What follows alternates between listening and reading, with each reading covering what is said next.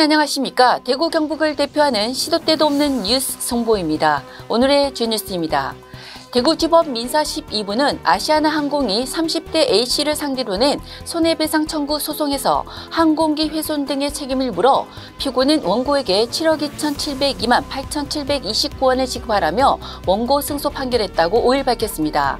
A씨는 지난해 5월 26일 낮 12시 37분쯤 제주공항에서 승객 197명을 태우고 대구국제공항으로 향하던 아시아나항공기의 비상문을 강제로 열어 항공기 외부 비상 탈출용 슬라이드 등을 훼손시켰습니다.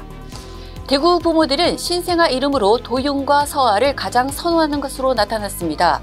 지난해 출생한 남자아이 가운데 도윤이라는 이름이 103건으로 전체 8.46%를 차지하며 가장 많았습니다. 도윤에 이어 이준 8.13% 99건, 서준 6.82% 83건, 유준 6.08% 74건, 하준 6.08% 74건 순으로 많았습니다. 여자아이 이름은 서아가 8.0%인 85건으로 1위에 올랐습니다.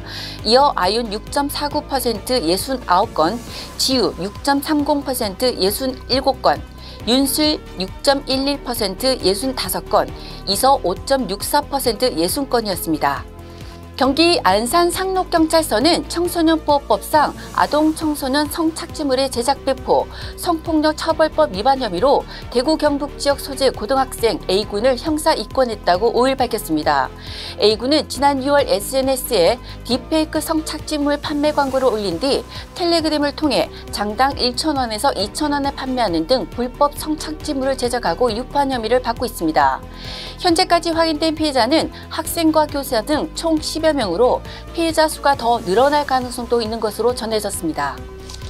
부정청탁 의혹으로 한국안광학산업진흥원에서 파면 조치를 당한 팀장급 직원이 부당해고를 인정받았습니다.